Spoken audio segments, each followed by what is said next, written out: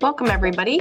We wanted to start today with just one word, chat waterfall. So what one word would describe your progress with the trials work so far? All righty, let's see where we are. 3, 2, 1, launch. So we see some progress, exploratory, evolving, slow, moving forward, learning, awesome. These are excellent. This is a process that is not intended for you to race through. So we do understand that slow and steady does win the race. So as long as you keep moving forward, keep learning and exploring your opportunities, I think you're going to get a lot of value from the work that you're doing as a mentor, but also with your teams as well. Today's agenda, we're going to start with some project partner to-dos. We do have a data collection and information collection period for DPI coming up where we submit our kind of first quarter information. And so right now, Joe and I are finding it a little difficult to submit that information because we don't have it from everybody. So we want to make sure when we do submit our deliverables to the Department of Public Instruction that we have all the information that we need and we don't have to do multiple submissions to them.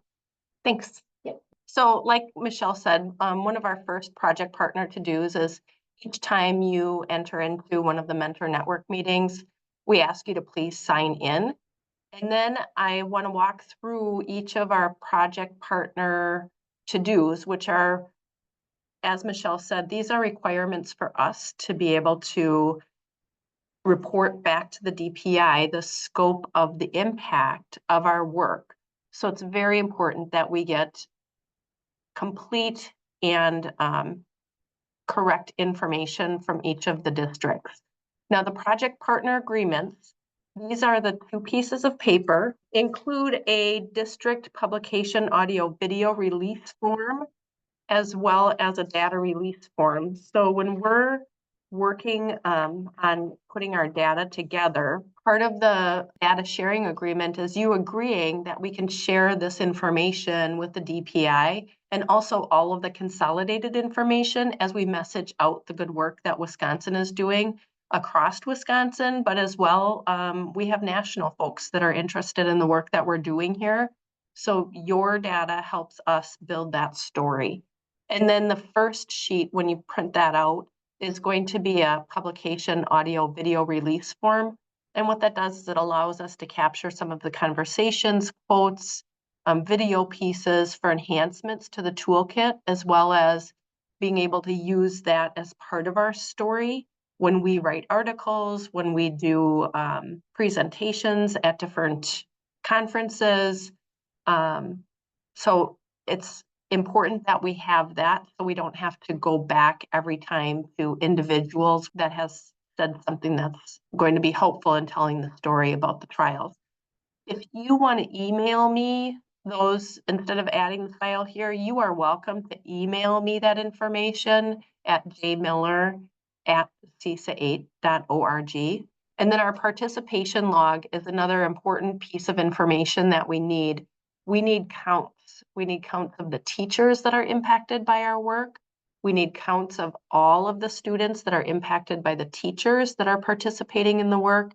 And then we need to be able to have counts of the indicator students in each of those classrooms. So as an example, I'm going to use Baldwin Woodville again. You can see each teacher needs to have a row, and for each teacher, whatever class they're choosing to use as their observation class, we need the total number of students that have ELL status, total number of students with IEPs, and then the total number of students without IEPs. We recognize that all of those students are not being observed. That's why we've differentiated a set of 3 columns for those indicator students. So you make a count of the students that are indicator students that are ELL, a count of the students with IEPs that are indicator students, and the number of students who are without IEPs in those indicator student roster. This is some of the early information that we report and provide to the Department of Public Instruction so that they know, how many classrooms are being impacted by the implementation trial work, how many teachers are involved, and how many districts are involved. So it is something that, again, is kind of on our priority list so that we can submit our deliverables. And we have a tab for each of the schools or districts. If you need a tab, you're welcome to make a copy of the template. And I'm not sure who put numbers in the template, but if you used that and those are your numbers, please remove them from the template, but you can make a copy of that template if you need one for your district by just choosing duplicate from the pop-up menu when you use the down caret on that tab. And then the next thing we need to have you do is to either complete your My Impact subscription agreement if you're going to use that data tool so that we can get you set up and you can collect your data into that. Or if you've chosen to use the UDL data collector template, we need that to be shared with us because we have to have access to your data. And then finally, at the end of today, we'll ask you to fill out the mentor survey. We got 7 responses at our October meeting. It's really important for us to understand our impact on our mentors, as well as be able to respond to questions or concerns that you have about the support you're getting from us. As Joe shared, we had 7 participants respond to our exit survey. When we look at the exit surveys after each session, and when we did our analysis, we noticed that 2 themes were emerging from the responses. One is the need to do more learning about UDL. And the other theme were expectations regarding engagement in the UDL Forward community and the mentor user group. So what we thought is we'd start a little bit with a resource share. There's some wonderful resources available that can really help build some foundational knowledge around UDL, as well as start thinking about the design side of UDL. The Trials project is really intended to leverage a few key practices and monitor through the observational data the impact that those practices have on student engagement and an academic focus. The trials work is not intended to build everyone's capacity in the UDL guidelines. It really is not designed to do foundational knowledge building around UDL. But what we do understand is that folks that are new to the world of UDL may have some needs to set some foundational knowledge and to do a little deeper dive into the components of UDL. So we wanted to start with a few resources that we know of found, schools and teams have found very valuable. One is your UDL lesson planner. This is a wonderful tool for teachers to explore the fundamentals of UDL. It's a step-by-step guide for teaching all learners, and it really includes some vignettes and exercises, video demonstrations. There's other resources. It is not just about reading text. It really is about multiple ways to engage with universal design for learning and start using UDL in lesson plans for your classrooms.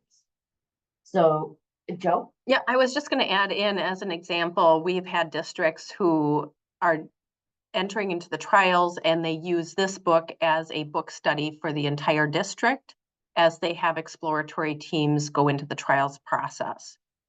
One caveat that we do have about the resources that are here is they're based on the 2.2 guidelines, not the 3.0 guidelines. We don't have any new materials that are aligned to the 3.0 guidelines, just so that's a caveat. So again, your UDL lesson planner is a really nice tool to get started with. There's also another book that has been very beneficial to teams, and this is Dive into UDL. It's the second edition, and it's really about those immersive practices to develop expert learners. As Joe said, the alignment to the new 3.0 guidelines, there's not a lot of resources available yet that align. 3.0 guidelines really use the terminology learner agency versus expert learners. So that's one shift that we will see as more resources come out to support the new guidelines. But again, this is a really nice framework for designing instruction.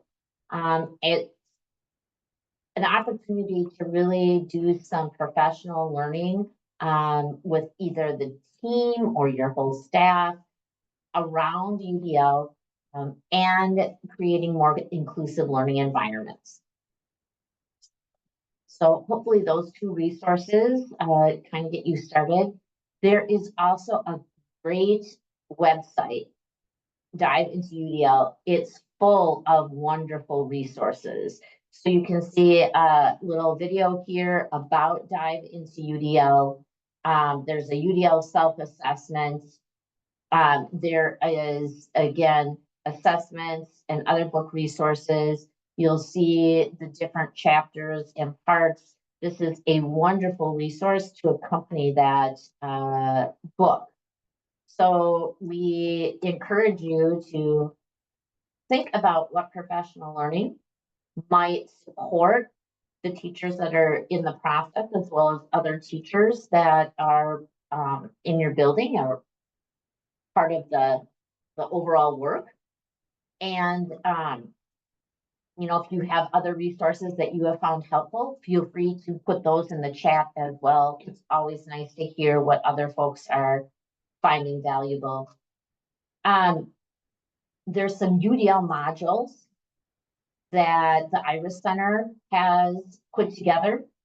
And so again, these modules will help with building the foundational knowledge around the UDL framework, how to proactively design those learning experiences. And you can see there's some related modules also, but we highly encourage folks to engage in some self-learning as well. And these are wonderful modules that you can self-pace through. And finally, CAST has some webinar recordings to support the new 3.0 guidelines. So if you really want to dive into the 3.0 guidelines and use that framework as some foundational knowledge for designing learning and creating learner agency, there are some videos. You'll see access to the guidelines here, webinars that have been held supporting that transition. It's a wonderful opportunity to hear directly from CAST.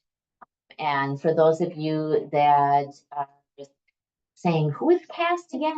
CAST is the organization that actually developed or created Universal Design for Learning and that framework.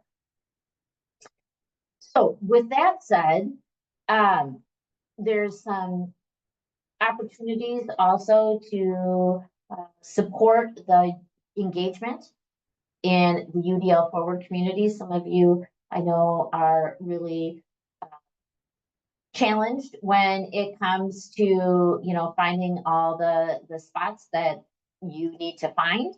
So one of the things that we wanted to do was just kind of show you in the overall UDL Forward community, if you are not a part of this community and haven't got a link for invitations, we can definitely give you that link. But this is the community that's going to help you navigate right to the toolkit. So it's the toolkit that is really going to give you access to not only the different tools, but the different parts and stages that you will be supporting in this process as a mentor. One of the things we realize as today happened, we had a little glitch with technology, is that sometimes folks have a preference of actually reading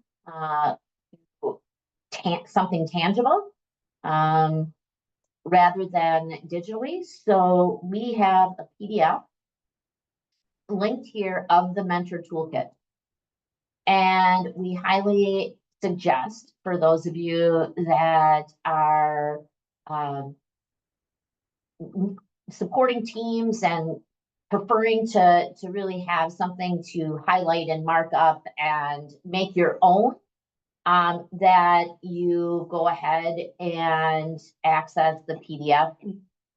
It has the front matter, as any document does, but then you're going to get all the parts and the visuals right here. Again, you will have access to the same information that is available on the website, but this could be in a print form if you prefer, or for easy access, you could download or save this to your own drives in order to have immediate access. So that's something that we know, sometimes technology goes out and we don't want you to not have a backup plan should that happen. Anything else, Joe, that you would like to add? Well, I was going to say, Michelle, one of the questions that came up in our responses to the survey was, what are the expectations of participating in the community? And our project does not require any participation in either the UDL Forward community or the Mentor user group community as far as posts and things like that. But we do want to show you how you can set your notifications so when something does come up, that you're able to go ahead and get that notification. So I'll just share my screen, go into the UDL Forward community. I'm going to go into the top part here, this profile. All right, personal settings and notifications. Now, like for me, I have email updates. I don't want to get the flash on my screen that something has just been posted to the community. So you can choose a daily digest or as activity happens. I just get in my email. I don't want the desktop notification. There's a lot that happens. So you can choose what kind of notification types you'd like to get. But that's a place. If you want to stay connected to the community and make sure that you're receiving updates on whatever gets posted to the community, those are places where you can set your own notification preferences. I would like to just pause for a moment and ask, are there any other resources that any of you have used to develop some foundational UDL knowledge with your teams or schools? Or has anyone tried some of the resources that we have highlighted here? Or do you have additional resources to highlight? Let's ask Wendy to talk a little bit about the shift to student-led because she put that into the chat. That's excellent. Wendy, we would love to hear your experience with the shift to student-led. Sure. So this book I personally really like because it lays out 10 different workflows, changes to work habits that teachers can do that are aligned with UDL and can be incorporated blended learning. So each chapter kind of talks about why we need to shift, and then it gives examples of strategies to create that shift with some templates. as a CSIC consultant who is working with learning, they have a ton of resources on the website that have like questions for a book study. So you like work through each chapter and there are questions about philosophies. I'm doing this, I'm doing bits and pieces of this book with my UDL trial PLC that I'm doing in district. And I'm also using this as an anchoring text for our UDL community of practice that meets once a month. So we're going to talk about each shift once a month to really look at what are some things you can do. So, for example, we looked at the first one is talking about from teacher giving out knowledge to student discovery of knowledge. Like, what can you do to make those workflow shifts? There's other ones in there. And I think it's really nice because it talks about like the why, and then it gives like specific strategies that teachers could implement. So I really like that one as a hard copy learning piece because you can then just pick one chapter that interests you from the index, and then that's what you focus on. Of the 10 different workflows that they say can change ways to change your teaching. So that's one that I really like. So Wendy, if I heard you correctly, this is not like a cover to cover read. You can enter at various points based on where your needs or interests are. Correct. Correct. If you're looking for more discussion, there's a chapter on increasing student discourse in their class. How do you create workflows to do that? That are UDL aligned. And I really like Katie Novak's resources. She has a 10-minute micro podcast that I just love. If you like to listen, so if you like to read something, but if you like to listen, it's 10 minutes. And it gives usually some kind of a strategy in there that is a concrete way to make a change as a teacher. So I push that as well. I do love her micro podcast. So Awesome. Thank you so much. Mike has shared a resource as well. Yeah, I just put a link in the chat. It's from CAST. I've used this the last 2 years. Specifically before and during trial 1, when we're talking about learning goals or learning targets, I found this particularly useful with teachers in the debrief meetings and in the planning meetings, because it has these questions that really make the conversation really easy from a coaching perspective. I circled some of my favorite questions in there, and I added a couple of my own, but it really helped me get through trial 1, really because the first year I piloted it, it was like 3 years ago now. I didn't find trial 1 to be super successful for our team that time, and I was interested in trying to make it better. And this really helped it. I think Mia Schmiel shared this with me at some point in time. It's from CAST. So Thanks so much, Mike. We really appreciate it. Scott also shared something. I think Well, that's Todd. that was just a link to the Katie Novak podcast. Okay, thank you so much. Well, this is the value of coming together as a network, is to see what worked for others and what opportunities you can capture and bring to your teams. So again, we appreciate the sharing. We do want resources to be shared and you to be able to learn with and from each other. But we also don't want folks leaving the trials session thinking, where's the professional development on UDL? Yeah, in the scope of our project to support you as mentors, rather than deliver UDL professional development. So we want to give an opportunity for us to hear feedback on how things are going within your UDL implementation trials process teams. So we have a headwinds, tailwinds activity that we're going to go into. We're going to put you into breakout rooms so that you can share where you are in the trials process.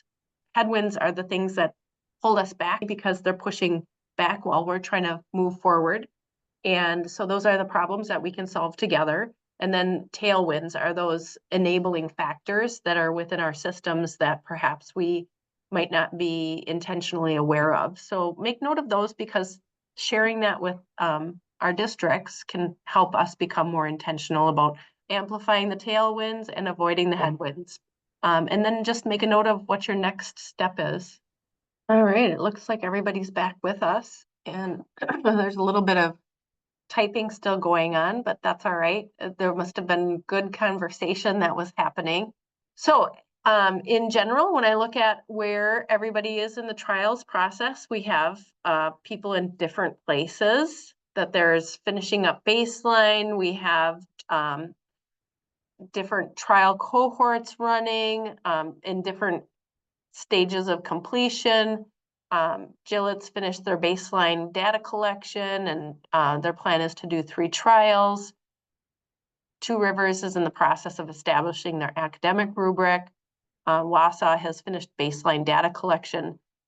So can you, based on where you are, we welcome comments about where you are in the trials process, and if you have any, like, if I would have known this before we've gotten to this spot in the trials process, this is good advice if you're not where we are now. Does anybody have any nuggets of good advice that can be transferred to anybody not quite in the same area that you are? I can share real quick. Okay.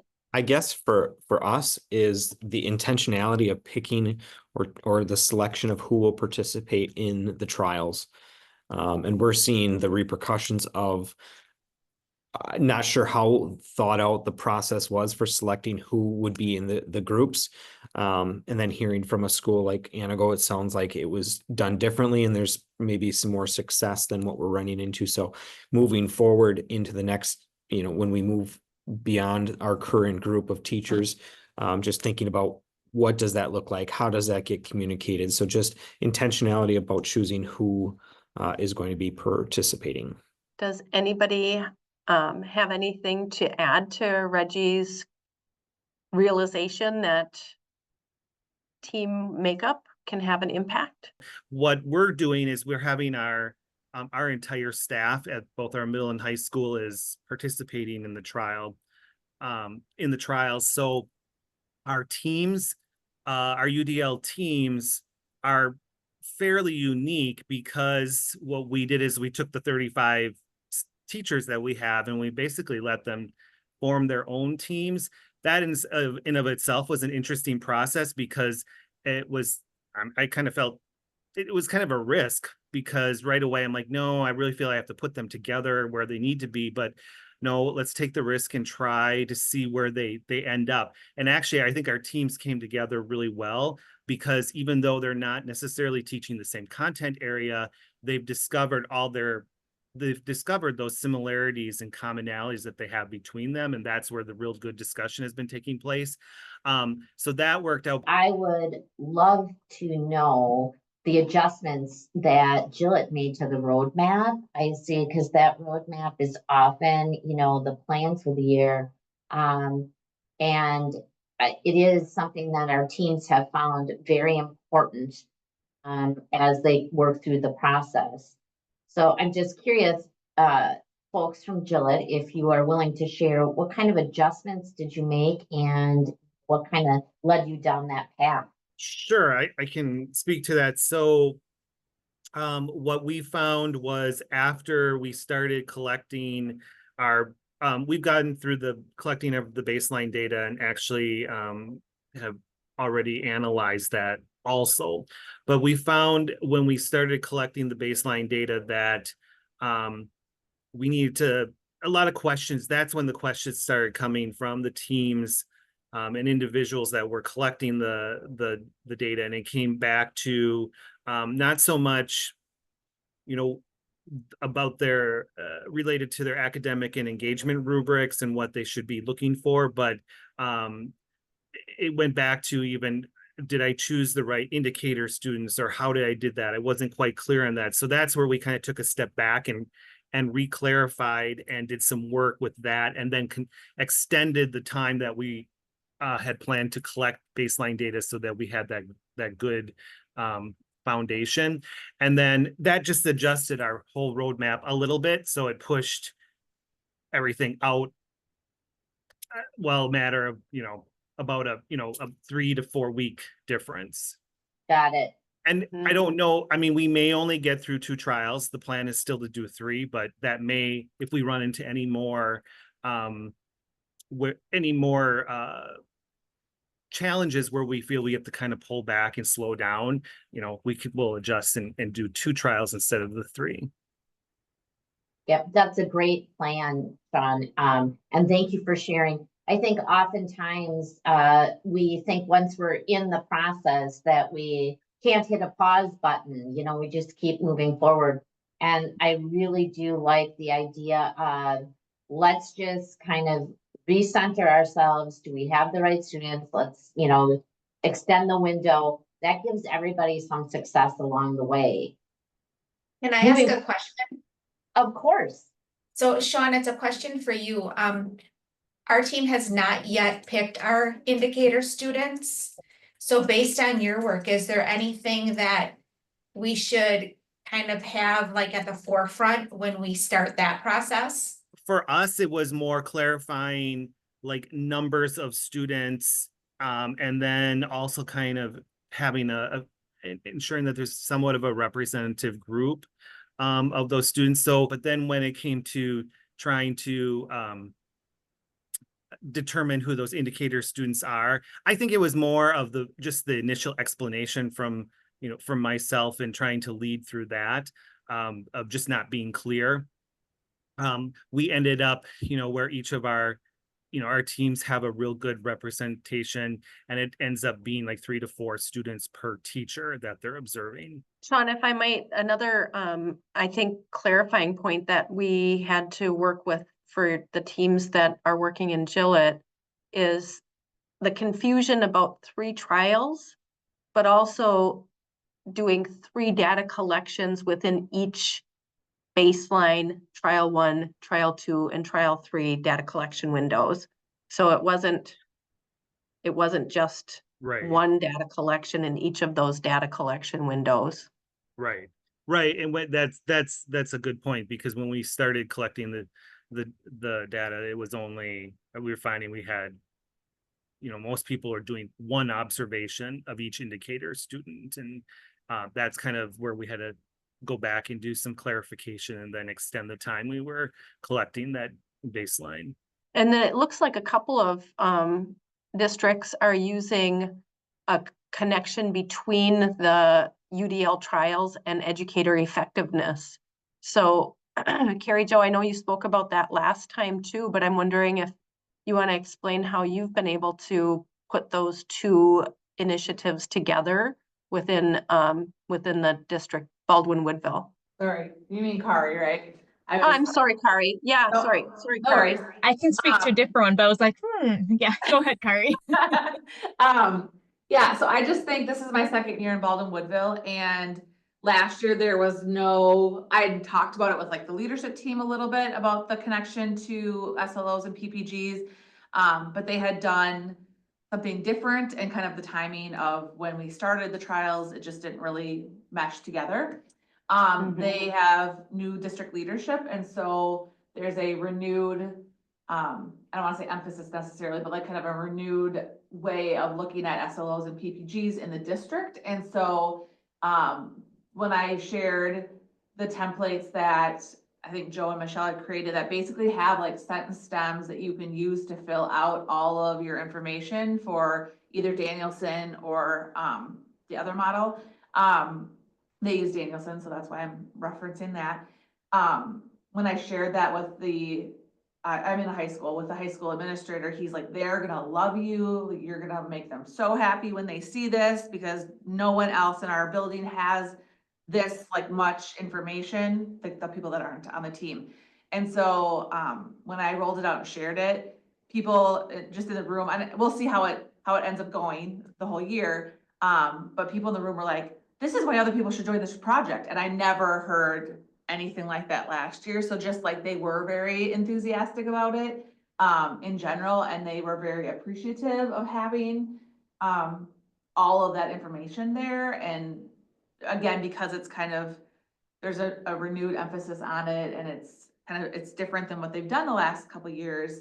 They were very appreciative and happy to have that. So I'm hoping that also helps with the consistency of data collection, because what was just mentioned with Sean, I think, saying, like, last year I tried to say, please collect multiple, for the academic rubric, multiple indicators or, data points. And that didn't really happen. So I'm hoping that because they're actually using this data for something that they have to do already, that there's a little bit more consistency in their data collection. The engagement piece was always done pretty well, because there's 3 different people that go in and do that separately. I'm one of them. And then we also ask the teachers to collect one engagement data piece or rubric, kind of like reflection. But the academic piece was just more challenging last year because, I don't think they felt the connection as strongly. So I'm happy to share it, but I don't know, I'd have to look for a second. I did not create the sentence stems. It's from, like, Joe and Michelle sent an email out, I think, after our September meeting, maybe. Correct. Yeah, so I literally just took what was already there. I did not make anything different. I knew they used Danielson, so I used that tool, and I just shared it with them. I just made a copy so that they would have direct access to it.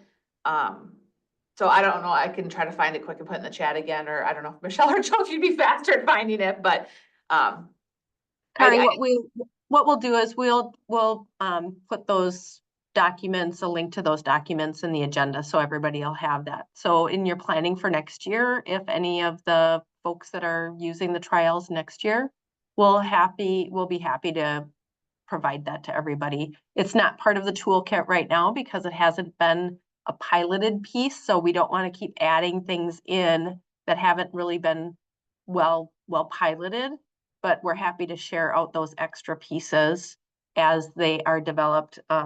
As an example, we're also going to create an infographic that better visualizes the idea of those 3 data collection points within each of those data collection periods to just increase the possibility that the communication is clear, instead of where we thought it was clear before. Obviously, a visual is going to be more helpful.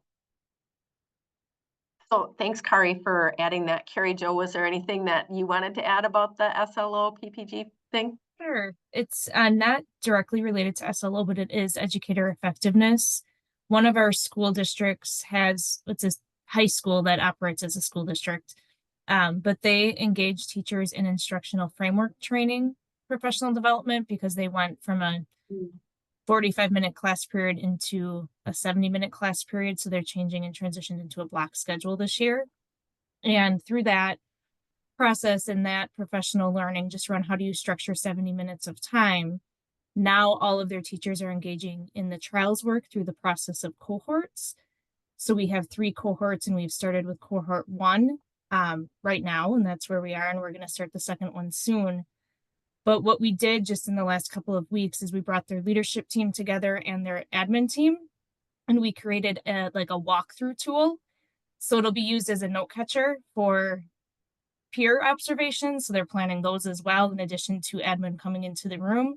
So now all of those observations and all the feedback that they're getting are directly linked back to the work, which is really exciting and really, really neat. So that was something new that we had not done in other schools in the past. But I'm looking Nice. forward to seeing how that's going to evolve and how that's going to be effective. Awesome. And if you find it to be helpful, that's a great thing to post into the mentor user group network.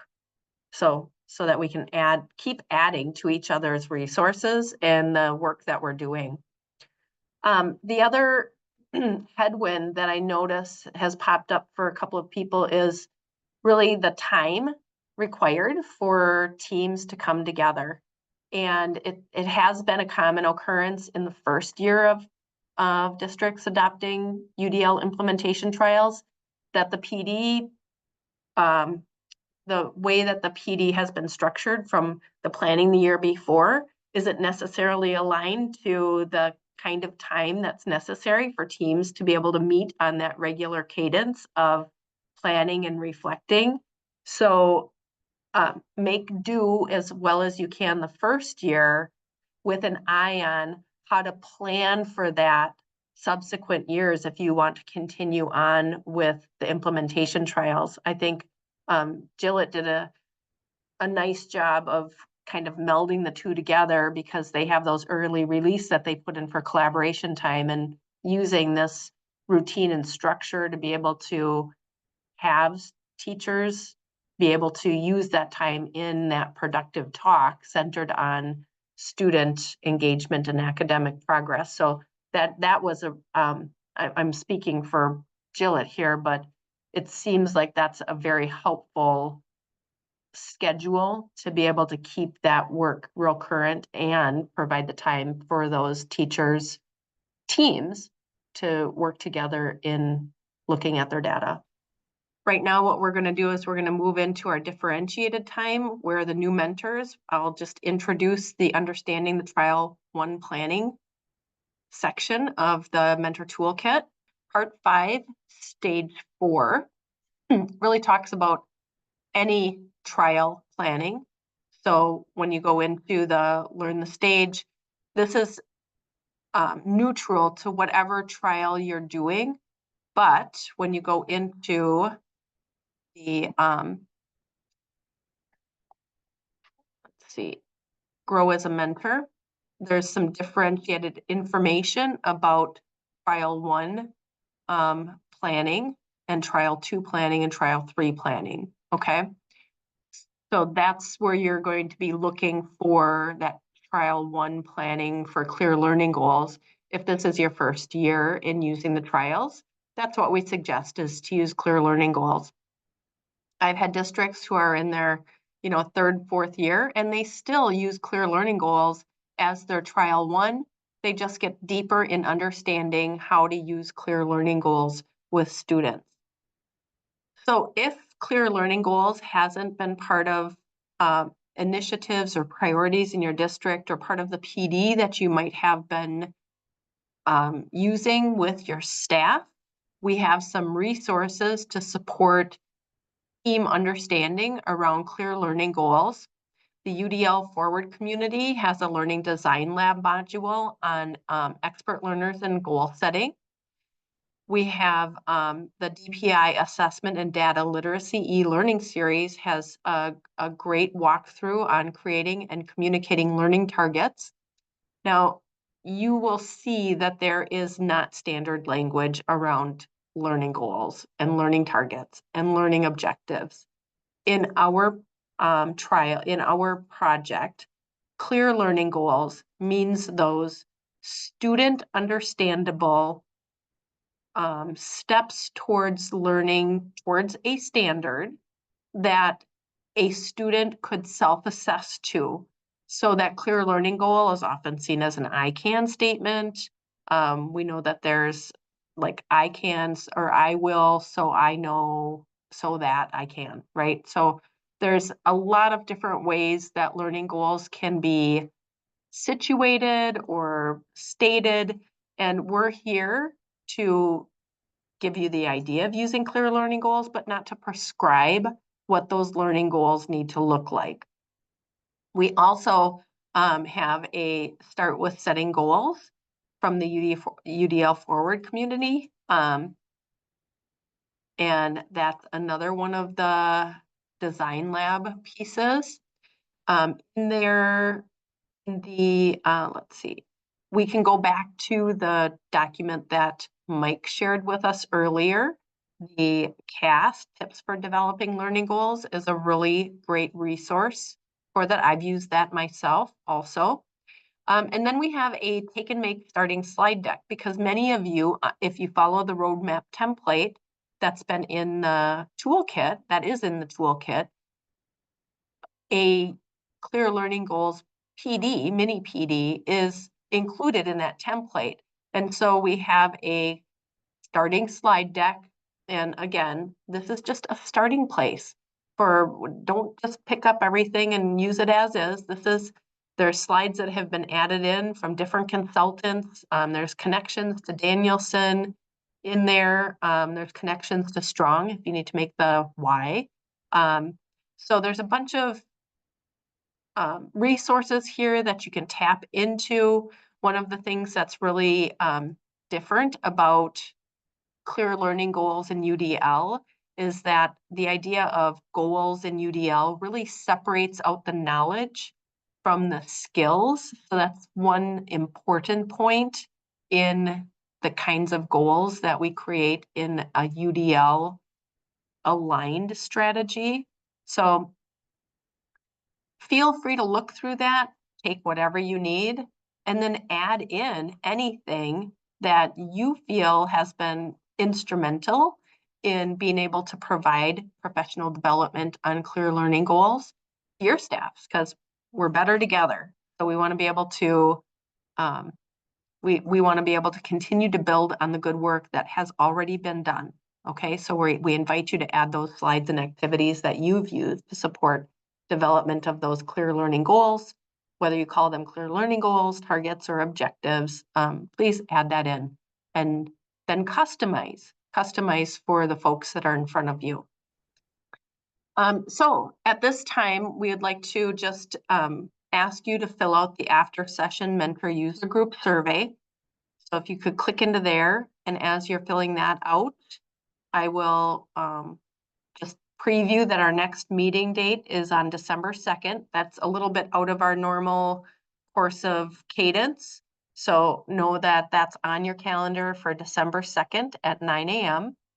And then an additional reminder to complete your project partner implementation trial participation log. And then when you go to any baseline or trial reflection meetings, that this is the link for the educator practice and student survey that needs to happen during any of those data reflection meetings. So do put that link right on the running agenda that you have to work with your team so that you don't forget to do that. So I'd like to check out now and just say thank you very much for your attendance, your engagement, your helping each other. And I hope that you have a fantastic Thanksgiving and look forward to seeing everybody again December 2nd. Happy Thanksgiving, everyone.